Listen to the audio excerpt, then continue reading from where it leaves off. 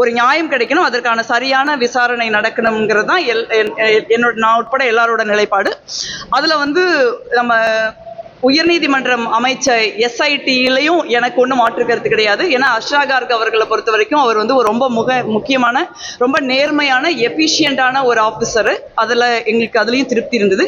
இன்னைக்கு வந்து உச்சநீதிமன்றத்திற்கு வழக்கு போனப்பறம் உச்சநீதிமன்றம் CBI விசாரணைக்கு உத்தரவிட்டிருக்காங்க. CBI விசாரணையை கண்காணிப்பதற்கு நீங்கள் மாண்புமிகு முன்னாள் நீதியரசர் சஞ்சய் ரஸ்தோகி அவர்களுடைய தலைமையில் ஒரு குழுவை அமைச்சிருக்காங்க.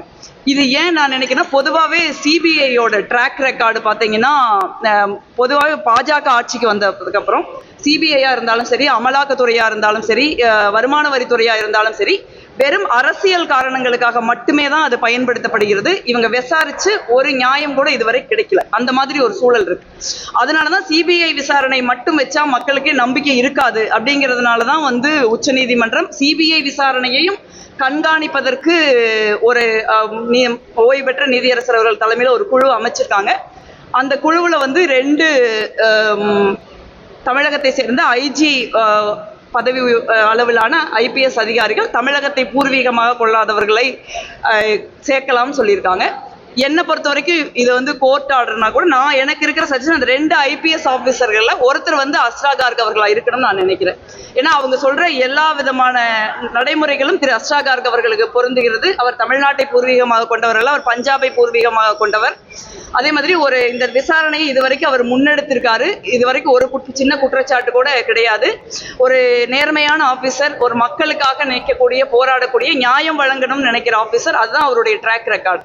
அதனால உச்சநீதிமன்றம் அமைச்சிருக்கிற நீதிபதி அவர்கள் அஷ்ரா கார்க் அவர்களையும் இதுல ஒரு அங்கத்தினராக சேர்ப்பார்கள். அதுதான் அந்த விசாரணைக்கு ஒரு நேர்மைத்தன்மையையும், ஒரு விசாரணை ஒரு சரியான பாதையில் செல்கிறது அப்படிங்கிறதுக்கான ஒரு புரிதலையும் நமக்கு அளிக்கும் நான் நினைக்கிறேன்.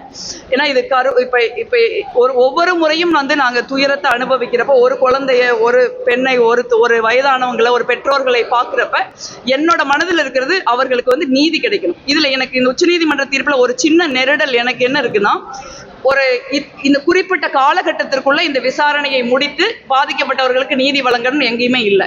உச்சநீதிமன்ற தீர்ப்புல வந்து நீங்க மாசம் ஒருக்கா CBI வந்து நீங்க ரிப்போர்ட், விசாரணை அறிக்கையை தாக்கல் செய்யணும்னு சொல்றாங்க. அப்போ இது 1 வருஷம் ஆகுமா, 2 வருஷம் ஆகுமா, 4 வருஷம் ஆகுமா, 5 வருஷம் ஆகுமான்னு யாருக்குமே தெரியாது.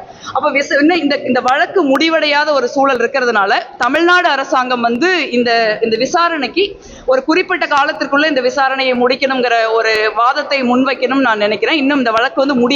இது வந்து ஒரு இடைக்கால உத்தரவு தான் வந்திருக்கு.